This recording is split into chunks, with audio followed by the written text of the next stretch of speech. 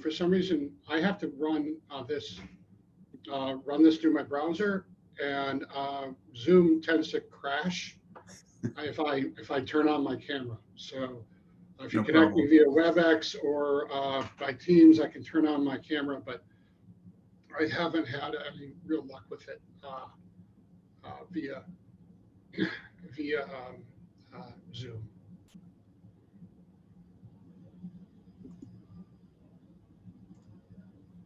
All right, so it's noon, and I'm guessing that there's going to be a lot of good questions today for round 6 for the Ohio Federal Research Network. For that, so we are going to go ahead and get started. I'm sure there'll be more people joining as we go, but the key here is to get to the Q&A portion of it. So Becky, next slide, please. So quick agenda. So I'm just going to go over a few highlights of where we are as far as rounds 1 through 5 for the Ohio Federal Research Network, and then we'll get to a couple of foot stompers on the slides, just to make sure that those that might be new to the program or have participated in previous rounds understand what the big rules are if you're going to get past the first review of the process anyways. And then we're going to jump right into the Q&A. We've got hopefully our majority of our federal partners joining us for the AOIs today. There may be one of the AOIs that we will unfortunately not have coverage for today, but that's okay. If there's a question in that particular AOI and we don't have somebody to answer that question, we'll take it, or you can put it in the chat where it'll be copied, and then the answer will be posted on the website, which is OFRN.org. Next slide, please. Oops.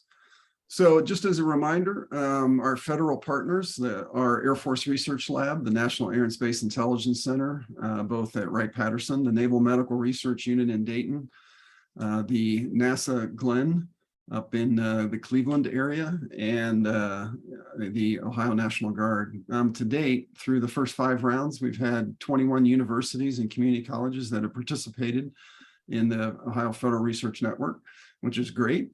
But Ohio is one of those unique states that has, I think, 40 or 41 universities and community colleges. So we would love to see that number increase for round 6. And to date, 97 businesses have participated so far. Next slide, please. So just as a reminder, the mission for the Ohio Federal Research Network, really the key items is to try to develop, to incubate, to create, and to expand the innovation economy here in the state of Ohio, and to meet the requirements that our federal partners have when it comes to developing their leading edge technologies. The services that the Ohio Federal Research Network itself will provide will be commercialization and workforce development, federal funding, hopefully in the future when you get towards the end of your round 6 project, if you're one of the teams that is selected to move forward. And then of course, network collaboration, education, and training. I will mention, and we did this for round 5, but for round 6, is that if you are one of the teams that does not get selected, continue the conversation with us. We would obviously love to be able to try to help connect you to other funding opportunities that exist out there. And there are many different ways to get new technology funded. Next slide, please.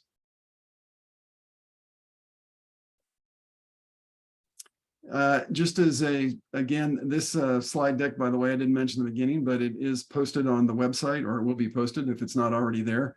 And so just as a quick summary for the first 5 rounds of where we've been as far as the Ohio Federal Research Network is concerned, really the bottom line are those numbers that you see on the bottom, which is that so far to date, the state of Ohio, and remember, this is all state funding, so there is no federal funding up front for this, has been a little over $50 million in the first 5 rounds.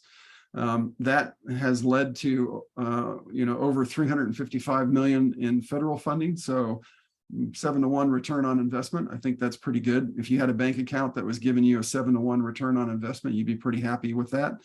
And then, of course, the cost share from our academic and industry partners that have participated in those first 5 rounds is $36 million. So overall, I think that's a great investment in what we've been doing.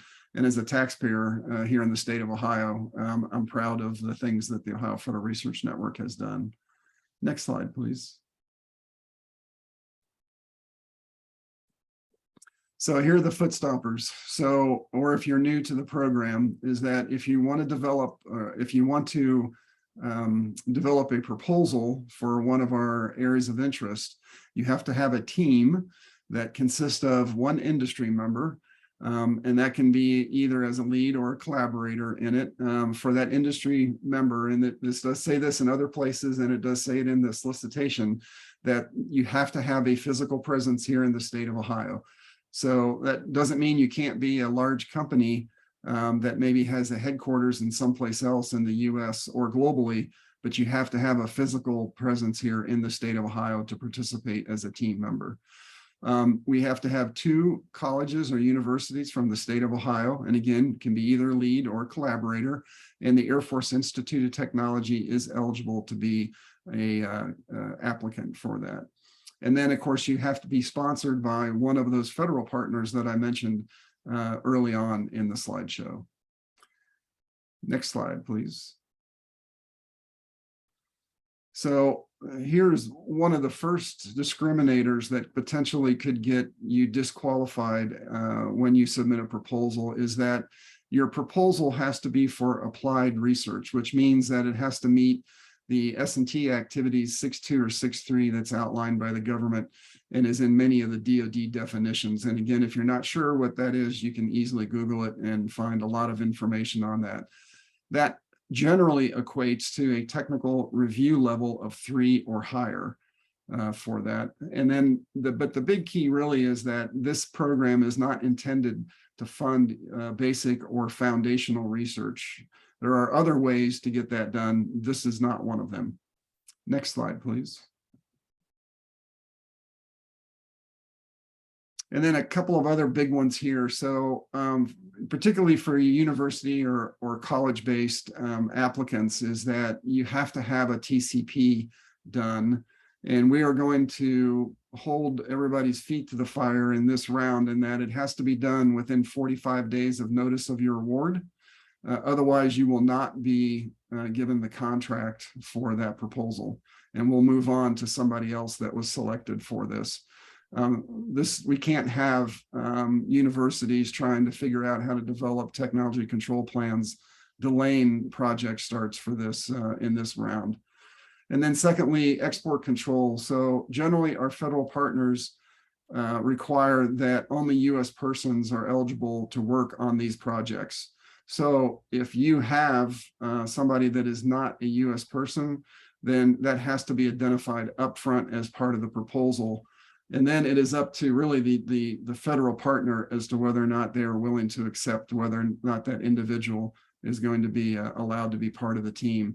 And again, that doesn't have to necessarily be a PI or a senior researcher. It could be a student or a individual working on their PhD or something like that. So any person that potentially is not a US citizen has to be identified upfront as part of your proposal. Next slide, please. This is just a summary of what the process for the proposal would look like. So there is a technical proposal, which is limited to 8 pages, a supplement, which is 2 pages, the cost proposal, the student experiential engagement attachment, which is a maximum of 2 pages, your vendor profile, a quad chart, and the technical review assessment results. All of this is part of the solicitation. It's also on the website with links to all of this information for you, particularly the quad chart, if you're not familiar with that, the vendor profile that Parallax Advanced Research, which is the administrative arm for the Ohio Federal Research Network, uses, and the technical review level assessment, which there's a link again on the website for that. Next slide, please. So here are the key dates for round 6. Yesterday it was released. So today is our first informational session. There'll be another one on Monday, March 7th. And then the last one will be on April 17th, which is the day before the questions for this proposal will be accepted through. There will be a mandatory webinar for at least one member of your team on March 14th. And that is what we call Bidders Conference and Proposal Training. So it's more of a training session than it is really a Q&A, although there should be time probably for Q&A as well during that particular session.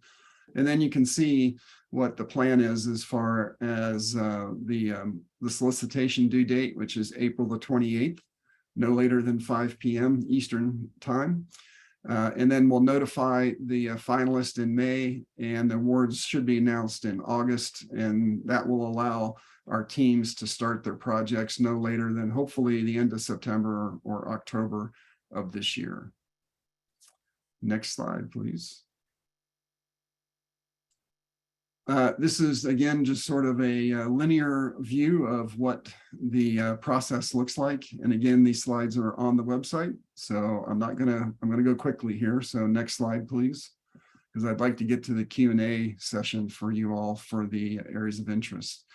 If you are a industry or university partner and you do not know who to partner with, excuse me, a university or industry entity, and you do not know who to partner with, we can help you with that.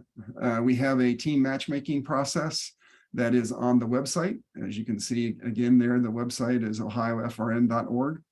And you can go to the team matchmaking form and fill that out, and we will help you through the process of putting together a team for this round. Next slide, please. And again, just as a reminder, this March 14th training from 9 to 11 a.m. Eastern time is mandatory for at least one person from each team. Next slide. Okay, so here's what probably the vast majority are really interested in, which is what are our federal partners' areas of interest for round 6 of the Ohio Federal Research Network funding. So these are the 6 areas that our federal partners have spent a considerable amount of time reviewing and necking down to get to this 6. We started with many, many more than this, but we felt this was, and our federal partners felt that these 6 were really the keys for them over this next 24-month period that they would like help with and focus on from our industry and academic partners. Next slide, please. I'm going to go through the rest of these slides pretty quick because, again, I'm trying to get to the question and answer session, and all of this information is on the website. It is in the solicitation. So the first one, hypersonics area, there are sort of 2 main sub areas on this one: gradient printed structures for high thermal gradient applications. And if you look, there are 5 innovations that are in particular that are sought for this particular subcategory of hypersonics. Next slide. This is the second category under hypersonics, novel joining sealing techniques for high-speed vehicle propulsion systems.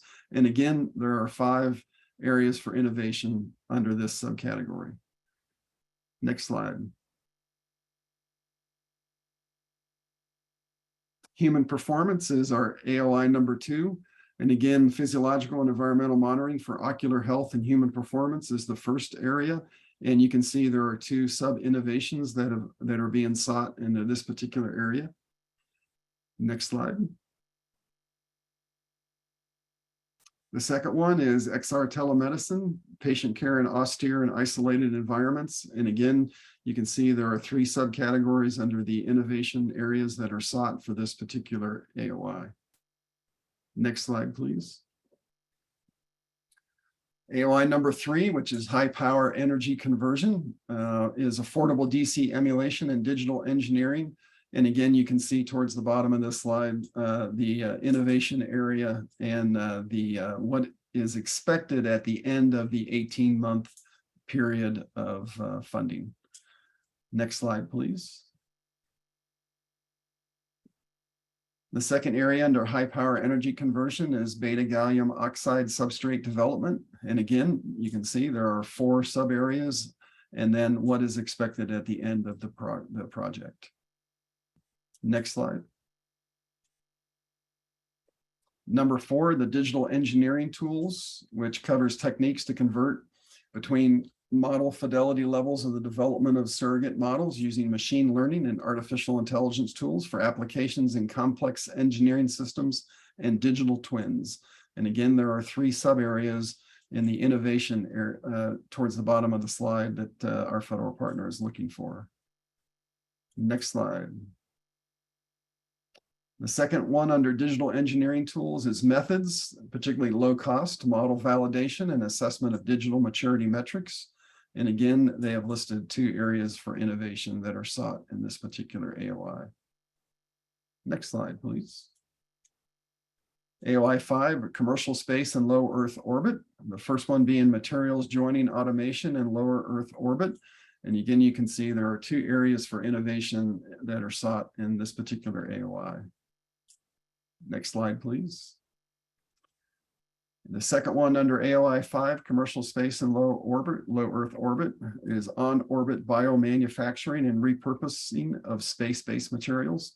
And again, there are 5 areas of innovation that our partners are looking for under this particular AOI.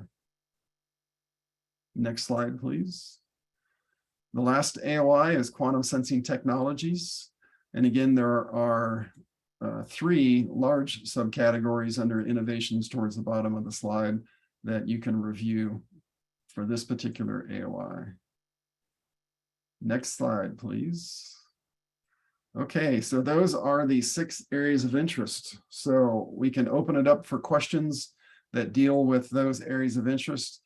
We do have, or I believe, Becky, you can let me know, we should have federal partners that are participating today that can answer questions on the first 5 AOIs. We unfortunately do not have anybody today for quantum that can answer questions, I believe.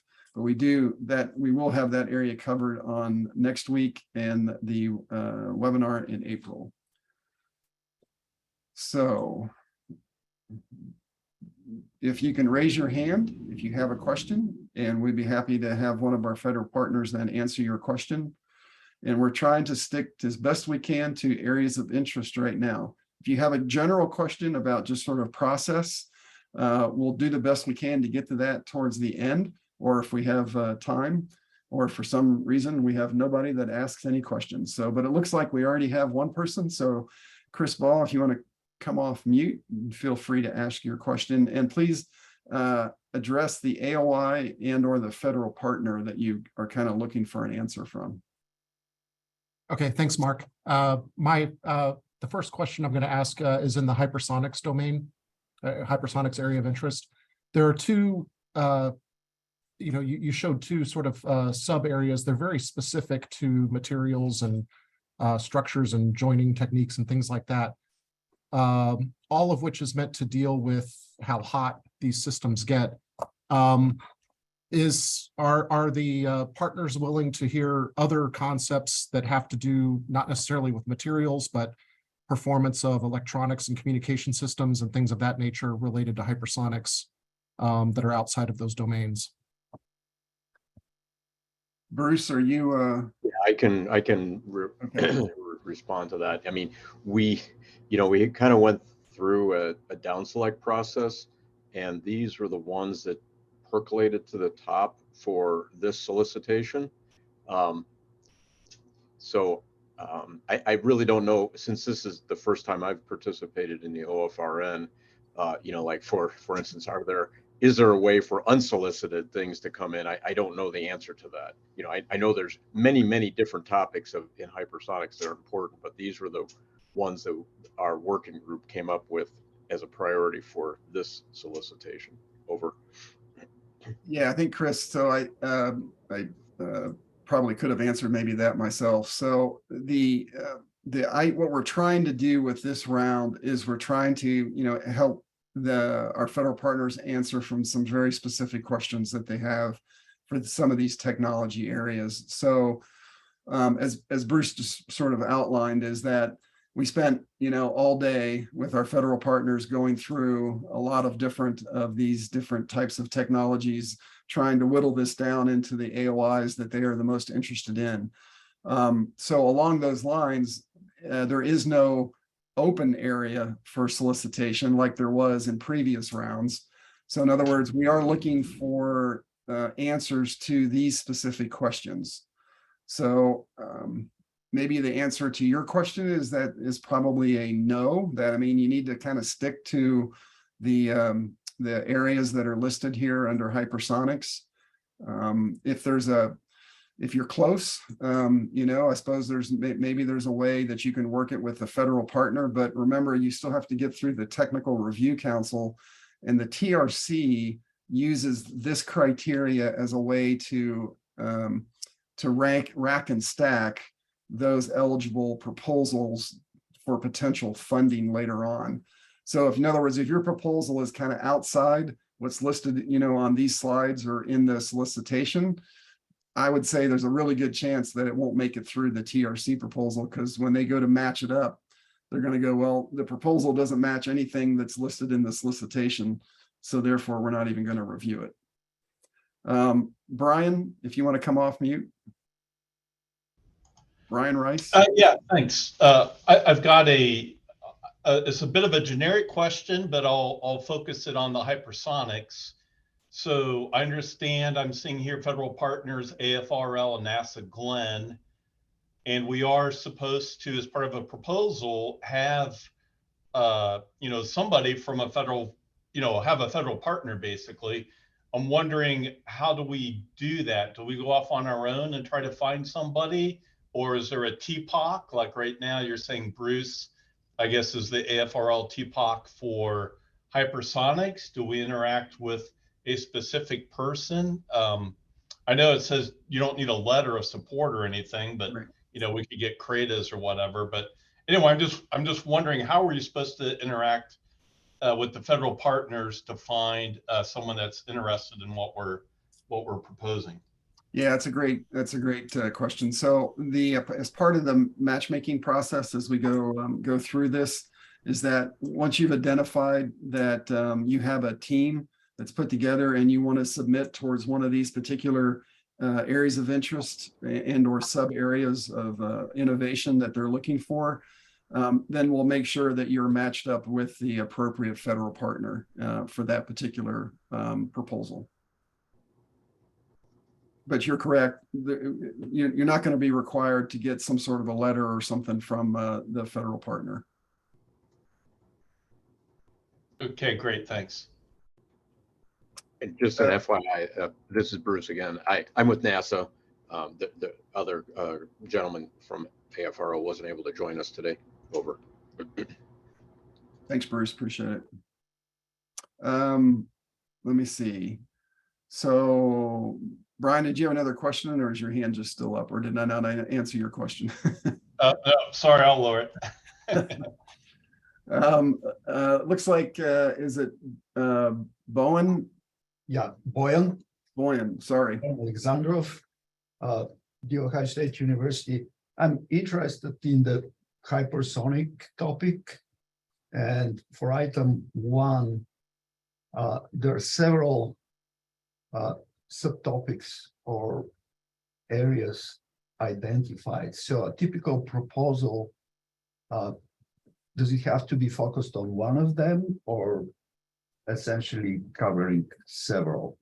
So you find a couple of partners that are experienced or have expertise in one or two of these, and you make your team. What do you think about this? And a follow-up question, this area is pretty new developing. So what would be the threshold here between technical research and basic research? I mean, to make this work, you have to do some basic research here. I'll let you take a first stab at it, Bruce, and then I'll Sure. try to follow up. I think what you were saying is, if you cover a couple of the subtopics, but not all, is that still fair game? And from my perspective, it would be yes. But, you know, as long as it's traceable back up to the kind of the parent task definition, I think that, you know, that would be where I would suggest going. And you are right. I mean, there are some, there would be benefits to certain breakthrough in technology, but the idea that, you know, that was introduced here is we're trying to get things to TRL 3 to 4, you know, as part of this process. Over. Yeah, so I'll add on that the whole goal here really is to get to commercialization. So in 18 months, which is almost impossible to do, at least from what I have seen, if you're starting at square one. So we really need, you know, industry partners that maybe have already been working in this field for a little while, have some very small wins, but maybe they haven't reached that level yet of true commercialization, that we can help by putting them together with some academic researchers, might be able to then take that product and get it over that hump to get it true commercialization by the time they get towards the end of that. I know that is a big leap in many cases, and in particular for some of these AOIs, because you're absolutely correct. A lot of this work is being done right now, and a lot of this work is being done, you know, at the foundational level. What we're trying to do, though, is we're trying to reach into what's going on, and particularly for the Ohio Federal Research Network in the state of Ohio, and identify and then bring to the surface those businesses that maybe have been struggling a little bit in some of these areas, but have some really great products that they just need help with. And that's where you put the teams together. You know, you take that industry partner that's maybe struggling a little bit, you put them together with individuals like you know, at one of our universities here in the state of Ohio, and you help them work together to try to get something to commercialization, and or potentially, which has happened in the past, they end up spinning out other companies out of the project. So Yeah, I'm sorry, go ahead. I see that the matching here is very important for a successful successful proposal. So we need to identify a small business that works in this area and collaborate with them. Yeah. Okay, fantastic. Yeah, thank you. Yep, and you can do that on the website. So the OhioFRN.org website, you can go on there and sign up for the matchmaking part of that. And in the agenda for the obligatory meeting or workshop, that there is something for matching between partners. Will this happen during this meeting on the 14th?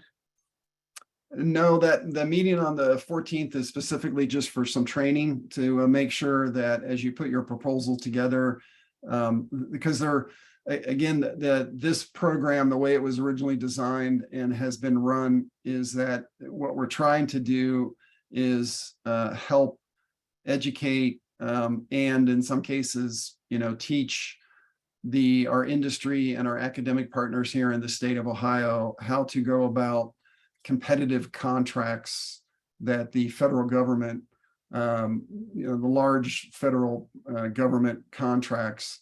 And so this is the structure of the program, and the solicitation is built off of what you would typically see, you know, if you were trying to go after a DoD contract or many of the other federal agencies that are out there for it. So the 14th is specifically for training along those lines.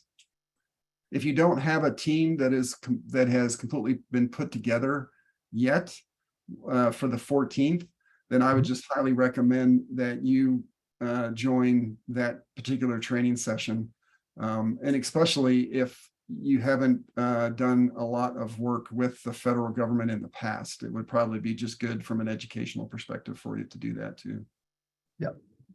Thank you. And oh, by the way, all of these webinars and trainings are being recorded, and they'll be on the website. I know another thing I probably should have mentioned at the beginning. So Rob, let me give you the opportunity. You've had your hand up for a while.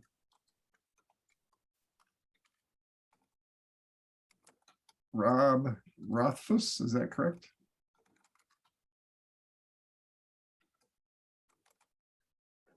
I don't hear you if you're speaking.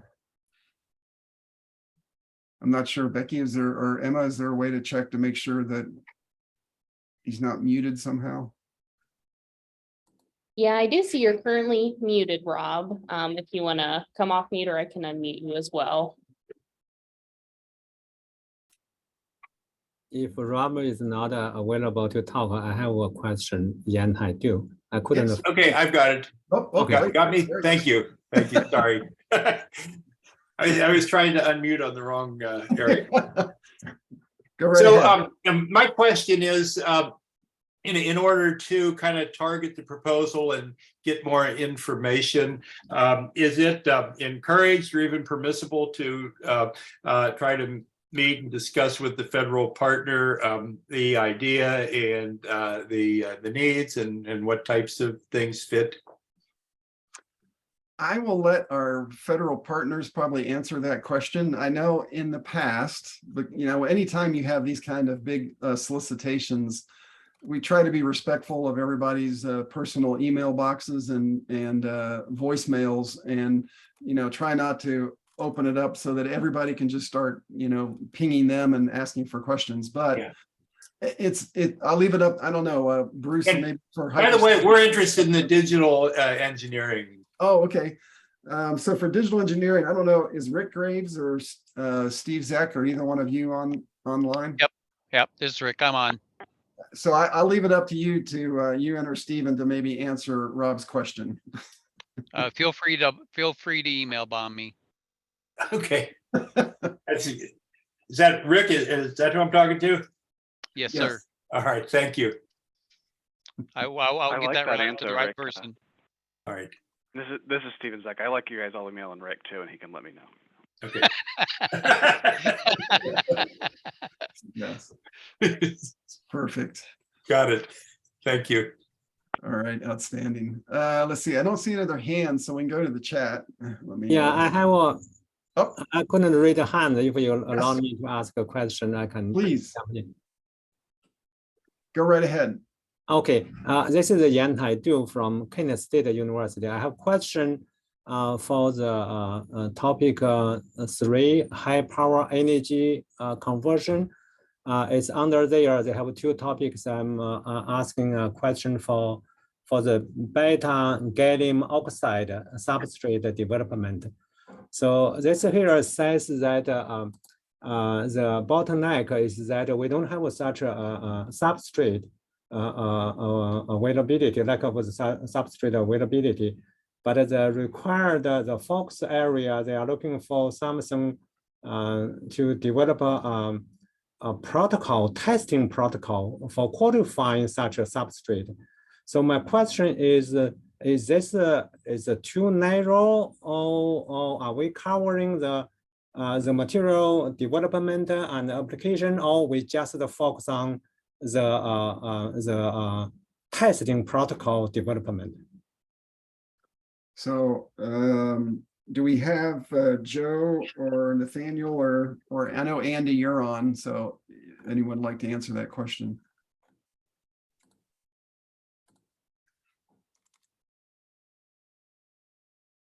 Yeah, this is Joe Weimer. This really isn't my area. The people that are interested in this reside in the materials directorate, and I think it would be best if they answer it. I'm not sure I could give you a proper answer. My expertise is primarily in the application of semiconductor technology and not in the development of it. Over. Okay, thanks, Joe. I don't know if Nathaniel Smith, if you're on, or Andy, if Woodworth, I don't know if you have any desire to try to answer that right now, or we can take it for and answer it online later. Yeah, I think it'd be best to send that over to the Air Force folks who were most interested in this. Okay, Dr. Du, we'll get that question online and or answered online for you. Okay, thank you very much. You bet. Let's see, in the chat, I see we have an individual, is it Hu Wang, that asked about imaging for, this is for, must be under the human performance AOI number 2. What are the application scenarios of the technology? Is there specific requirements such as wearable devices or the portability? Who are the federal partners we can contact? So that would be the federal partners for that. If they're online, would be either Beth Lewandowski, Adam Preston, or Stephanie Warner. Do we have any one of those online that can answer that? Hi, yeah, this is Beth Lewandowski. We did start to answer Huan's question a little bit in the chat as well. But we don't have specifics on the exact technology. It can be either, you know, helmet worn or portable. You know, it should be the application that is basically driving the you know, what platform is used. And then as far as the application, we do have interest in, you know, both on the side of monitoring performance and using ocular measurements to enhance performance. But then we also have an interest in ocular health and using imaging and technology to either monitor and assess ocular health or potentially treat in, you know, in cases of trauma or, you know, situations where you know, there needs to be care given in an extreme environment.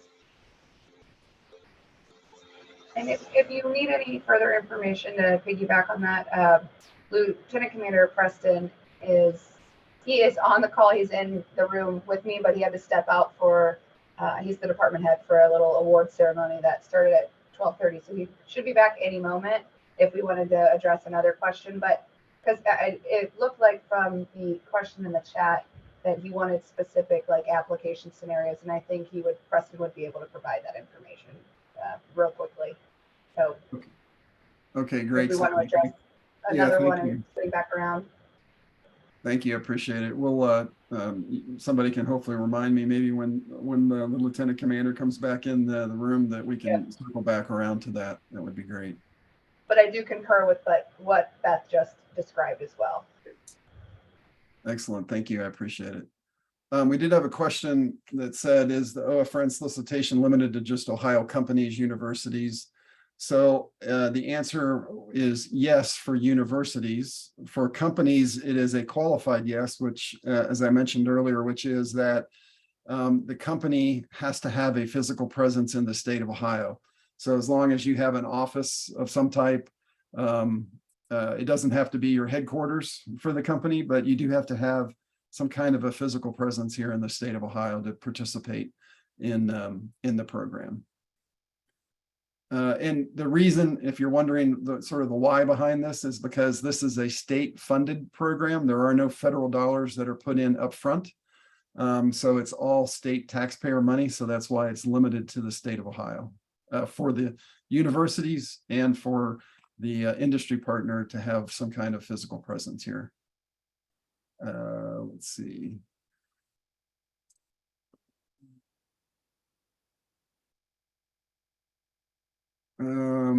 One of the other questions looks like, and I'll leave this up to some of my other partners. I know Karen Posey has been working very closely with all of our federal partners.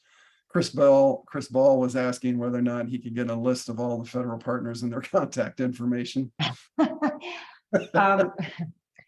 Great question. Our main federal partner leads have asked us not to do that. If our federal partner subject matter experts that are on, that were generously committing to being on the call today. If they want to give their contact information, they're welcome to do that. But we've been asked by our overall federal partner leads not to just send that out, because they are concerned based on everything else that's on their plate. So, you know, bottom line is we're trying to manage questions as best we can. So if you do have questions we can't get answered today, Becky, we send Becky Mesher, who's on the line with us, is the focal point. She will be reaching out to each of the teams to get answers to people's questions. But unless a federal subject matter expert like Rick today was very generous in giving his email, that's the only way we can do it. So I hope you understand that. Thank you. Thanks, Karen. Appreciate it. I'm sorry. Lieutenant Commander Preston's back in case we wanted to address that. Yeah, why don't you go ahead and give him a chance to answer that question? All right, so the question was for imaging with the retina, what are the application scenarios of the technology? Is there specific requirements such as wearable devices or the portability? Who are the federal partners we can contact? I can be one of the ones that you contact. For the retina imaging specifically, we're looking for monitoring for spaceflight associated neuroocular syndrome, or SANS. So some of those hallmarks would be like optic nerve head swelling, cotton wool spots. I have to check and see if hemorrhages are a big part of it, but I don't think that the hemorrhaging is really as much of an issue. Choroidal folds as well. So those are some of the things that we're looking at. And also, in terms of the human performance metrics, we were looking at, we have some interest in eye tracking as it relates to human performance. So fatigue, stuff like that. So it'd be nice if there's an eye tracking camera that could be maybe dual purposed for imaging the retina, although that would be more over the course of, months to weeks to months, versus the eye tracking, which in order to capture like saccade velocity data would need to be on the order of 500 to 1,000 hertz probably. So different applications, but if they can be used for the same, or if they can be used for similar processes, that might be interesting. So the idea is something that could be used in the cockpit in the space environment, like to Mars. So non-invasive. I don't know if that helps. All right, great. Thank you. I appreciate it. Do we have, Becky, do we have anybody from contracts that's on? Is Jill or?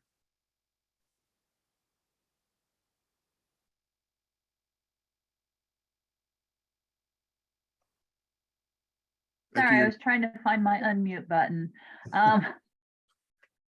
I am looking, I believe. No, I don't see either Jill or Paul on the call. Okay. We will, individual Antonio Ramirez asked the question, what do you mean by US person when talking about export control? So I don't want to be the lawyer here, play a lawyer today. So we will get a lawyer answer to that question and post that on the website for you. He also asked, who are the contacts at AFRL and NASA Glenn for materials joining, automation, and LEO? So if our federal partners that are on today would like to give him your contact information, that's great. If not, we can work the back channels for that. Yeah, I could speak out. This is Eric Brizes from NASA Glenn Research Center. I am on that topic, me and Andy Hamilton from the AFRL. So I'll send you my information, Antonio Ramirez. Thanks. Thank you. Appreciate it.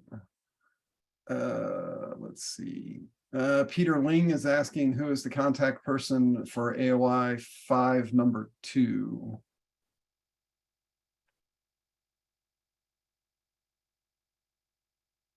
Which I think is again you, Eric. Yep, that's me. Number two, my focus was on the materials joining, but Okay.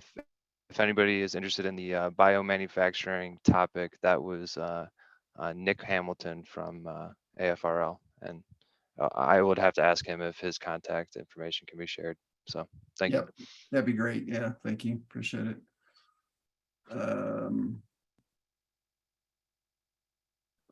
Let's see, individual asked about, can the project have a consultant that is outside of the state? Great question. I'm not sure if we have addressed that one in the past or not. Again, that's probably need to double check with our contracts and our legal folks before I give a solid answer to that. So we will make sure that we get that answered and posted on our website under the FAQ section for round 6. Okay. Looks like somebody raised their hand. So is that you, Rick Graves? Yeah, if you're going to answer that previous question, could I also ask you to look into can a company in another state outside of Ohio subcontract to a in-state company, and would we be able to access that company that way? Yeah, over. Okay. All right. Yep. No, another great question. So we need to make sure that we get the accurate answer for you. So we'll make sure we do that. Okay. Anybody else have any questions on any of the AOIs or any of the process? Mark, there's another question in the chat. They're asking if more than 2 universities can participate. You can have as many as you want. The minimum is 2. I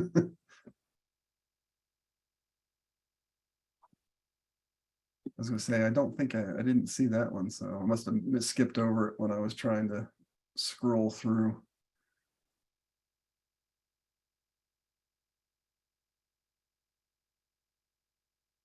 Becky or Emma, have I missed any other questions or anybody?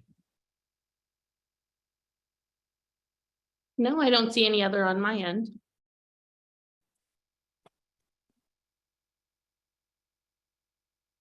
And I don't see any either. Okay. All right. Any questions? Does anybody have any questions as far as the process goes? If you're new to the Ohio Federal Research Network, feel free to ask any questions that you have as far as just how the process works, and we'll do our best to either answer it today or we'll get you the answer and post it on our website.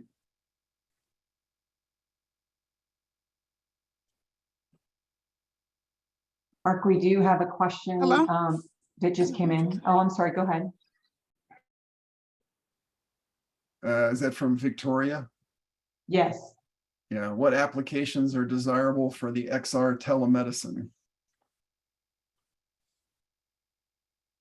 Hey, this is Lieutenant Commander.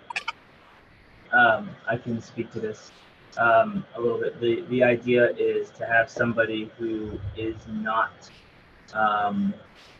a practitioner, like a surgeon, or an expert, but maybe somebody with some medical training, such as an EMT or a corpsman, or a medic in the military, or even somebody on a long duration space mission that has had a little bit of EMT type training, be able to perform and be able to be watched through some type of more advanced medical procedure, like an appendectomy or something like that.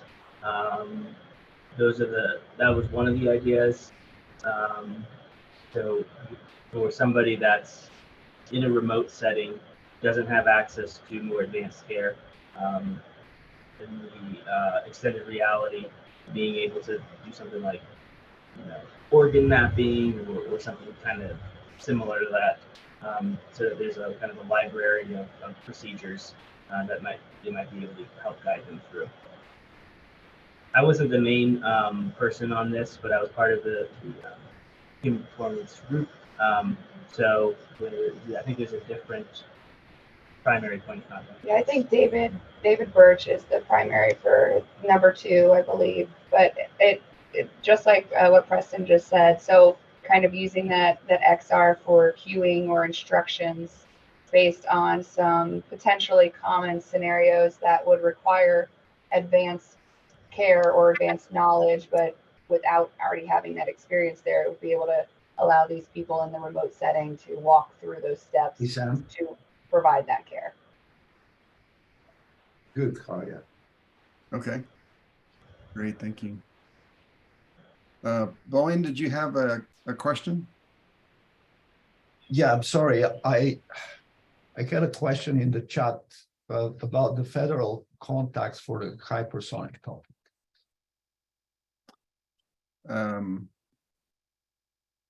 Bruce, do you want to take that? Sorry, I was looking for my mute button. I'm a little reluctant to give out my email on the whole group here. Perhaps, Bowen, if you could maybe send Becky an email, and I will respond to your email. Sure. Thank you very much. That way. Thank you. Yeah, and actually that's a great point, right? So if you think about a question after the fact, feel free to, send it to either the website or to Becky's email. And if it's something that obviously would apply to a lot of other people, then she'll post it as under the frequently asked questions portion for it. If it's just trying to make a direct connection to one of our federal partners, then she can also help out with that. Okay, let's see. Looks like we have another new one. How are you defining team member for the mandatory meeting? Can administrative proposal managers attend for the team? Karen? Well, I think how we defined it, Mark, correct me if I'm wrong, is they just need one team member from the team. So we're comfortable with that.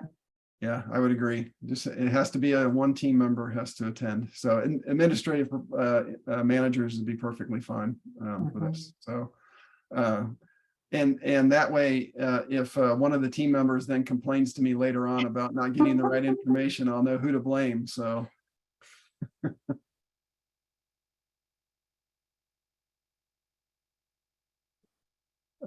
let's see. Any other question? Anybody like to come off mute and ask a question? Feel free. We have what are we? We've got about 6 or 7 more minutes left in the first webinar. We'll give it here. Obviously, we can wait a little bit and see if there's any more questions that come up in the chat.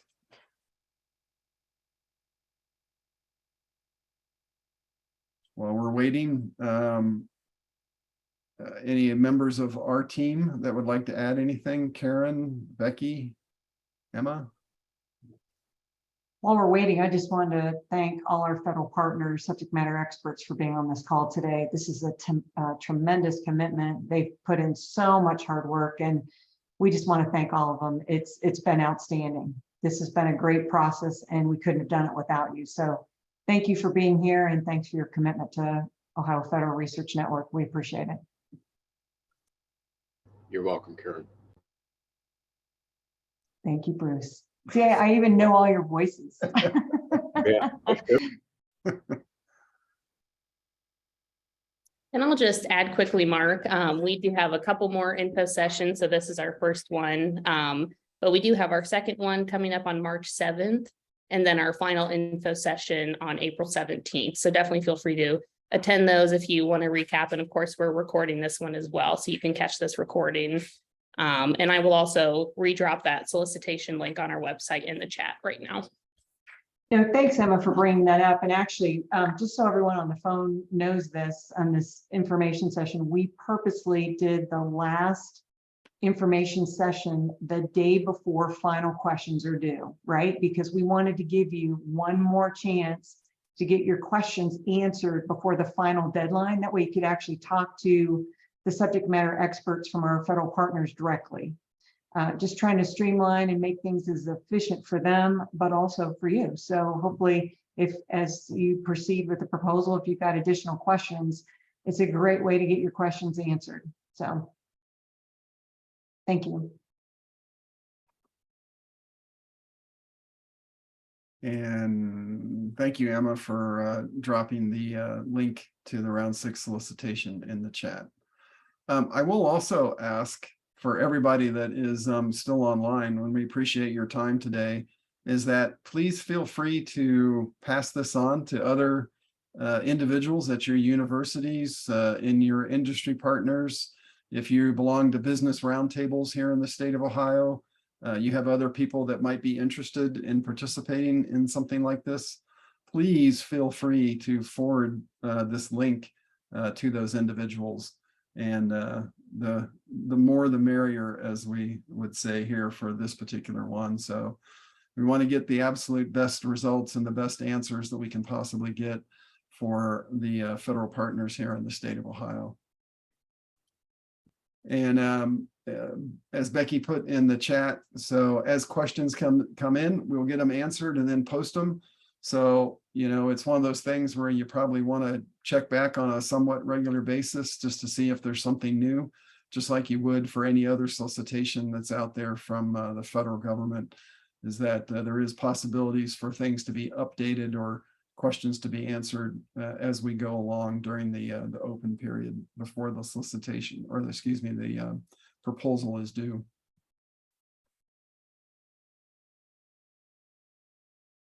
Okay. One last shot. Anybody with any questions for anything? I got about maybe 2 more minutes to go here.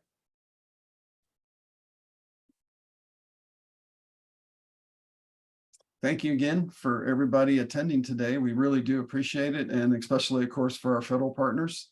Last slide there is if you have questions, you can submit it to the website listed, or the email address, excuse me, listed at the top.